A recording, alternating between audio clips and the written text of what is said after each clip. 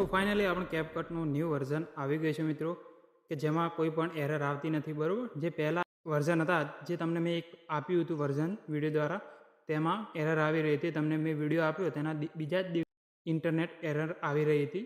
એ હવે એરર અહીંયાથી ખતમ થઈ ગઈ છે અને ન્યૂ વર્ઝન આવ્યું છે. તે ન્યૂ વર્ઝન અહીંયાથી કઈ રીતે તમારે ડાઉનલોડ કરવાનું છે અને ક્યાં મળશે તમને, તે તમને ખ્યાલ જ છે કઈ રીતે ડાઉનલોડ કરવાનું અને ક્યાં મળશે ડાઉનલોડ કરો. બરાબર, તો અહીંયાથી આપણે ડાઉનલોડ કરીને અહીંયાથી પહેલાં તો ઓપન કરી લઈશું. તો શું સેટિંગ કરવાની છે એ હું તમને એ બતાવી દઉં અને ઇફેક્ટ પણ આપણા વર્ક કરી રહ્યા છે કે નહીં તે પણ બતાવી દઉં. તો સૌથી પહેલાં અહીંયાથી પ્રોટોન VPN અહીંયાથી કનેક્ટ કરી લેવાનું છે. અહીંયાથી આપણે પ્રોટોન VPN જ કનેક્ટ કરવાનું છે. બરાબર, ત્યારબાદ અહીંયાથી આપણે જે ન્યૂ વર્ઝન છે તે અહીંયાથી ઓપન કરી લેવાનું છે.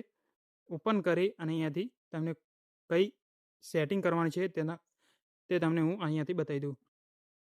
ઓપન કરી અને કઈ સેટિંગ કરવાની છે તે હું તમને બતાવી દઉં. તો સૌથી પહેલાં અહીંયાથી મે ઉપર આવી જઈશું. મે ઉપર આવી અને અહીંયાથી સેટિંગમાં જવાનું છે. સેટિંગમાં જઈ અને તમારે એક જ ઓપ્શન ચાલુ કરવાનું છે, જે બસીનેસ ક્રિએટર મોડનું. આ તમારે અહીંયાથી ઓપન કરી લેવાનું છે. બરાબર, ત્યારબાદ તમને હું ટેમ્પલેટ પણ બતાવી દઉં કે ટેમ્પલેટ આપણા વર્ક કરી રહ્યા છે કે નહીં. તો અહીંયાથી તમે જોઈ શકો તો આપણા જે ટેમ્પલેટ છે તે ટેમ્પલેટ વર્ક કરી રહ્યા છે. ત્યારબાદ અહીંયાથી એડિટમાં આવી અને તમને એક ફોટો એડ કરી અને બતાવી દઉં કે આપણે ઇફેક્ટ વર્ક કરે છે કે નહીં.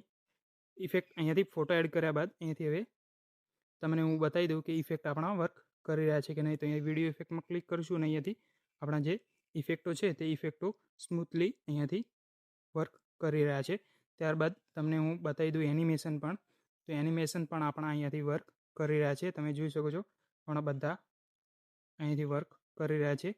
અહીંયાથી તમને એક ફિલ્ટર પણ બતાવી દઉં કે આપણા ફિલ્ટર પણ અહીંયાથી વર્ક કરી રહ્યા છે. તો અહીંયાથી ફિલ્ટર પણ અહીંયાથી તમને ન્યૂ ફિલ્ટર પણ તમને અહીંયાથી જોવા મળશે. બરાબર, તો અહીંયાથી તમારે કઈ રીતે ડાઉનલોડ કરવાનું છે અને ક્યાં મળશે તમને એ તમને ખ્યાલ જ છે મિત્રો. તો તમે અહીંયાથી ડાઉનલોડ કરી અને ઓપન કરી લેવાનું છે. બરાબર, તો આ વિડીયોમાં આટલું જ.